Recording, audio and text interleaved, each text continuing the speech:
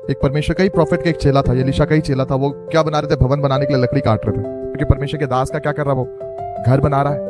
अब आपसे पूछना चाहता है कि अच्छा काम है कि बुरा काम है? सबसे बड़ा चीज जो वहां पे हुआ वो ये था कि उसने मंगनी यानी मांगा हुआ क्या था? एक्स था। एक्स मतलब कुल्हाड़ा। मैंने बोला वो जो कुल्हाड़ी था उसका बेत रह गया, और जो मेन पार्ट रहता है जिसके कारण उसकी वैल्यूज होती है वो चला गया। जब आप मसीह में आते ना तो आप देखना शुरुआती दिनों में जब आप चलना शुरू करोगे, इट्स वेरी गुड, आत्मा का प्रभाव आपके अंदर रहेगा। आप 4 5 घंटे अन्य अन्य भाषा बोलोगे, सब कुछ होगा।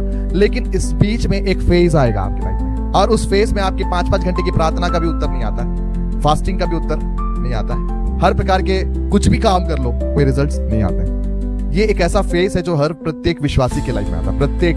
लेकिन मैं आपको ये चीज बताना चाहता हूँ, आपको इस फेज से जाना ही होगा। दाऊद के बारे में बड़ी बड़ी प्रोफेसी हुई। शामुएल ने आकर बोला, ओके ये यिशै का छोटा बेटा आने वाले समय में इजराइल का राजा होगा। सींग लिया, अभिषेक कर दिया, सारा चीज हो गया। अब आपको पता ये अभिषेक हो गया, उसके बाद गोलियात को मार दिया। अब उसके बाद समय शुरू हो गया, जंगल भाग रहा है। क्यों? क्योंकि शाऊल लगा हुआ है, प्रार्थनाएं कर रहा है, लॉर्ड प्रोटेक्ट मी, बस हो रहा है। लेकिन जो समस्या है वो कट नहीं रही, जो हालात हैं वो कट नहीं रही। कई बार आपकी कुल्हाड़ियां क्या हो गई है? गिर गई हैं, और आपके पास बेत बचा है जिसका कोई वैल्यू नहीं, कोई वैल्यू नहीं। तो पता सबसे बड़ा चीज आपको क्या? मैं अपनी अनॉइंटिंग को क्या कर दिया? लॉस कर दिया। मेरे साथ परमेश्वर का वो आवाज पहले जैसा नहीं सुनाई देता, मेरे साथ परमेश्वर का वो फेलोशिप पहले जैसा नहीं लगता। अरे परमेश्वर मेरी आवाज सुनता ही नहीं है। मैं उपवास करता, मेरा उपवास ग्रहण नहीं होता है। सारी बातें नजर आएगी आपके लाइफ में, और शैतान यहां से बातें करेगा कि आपके पास डिजायर नहीं कि परमेश्वर का काम मेरे द्वारा हो।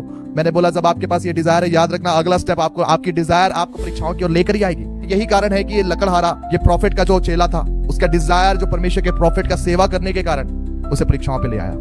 परीक्षाएं गिफ्ट के द्वारा पास नहीं की जाती।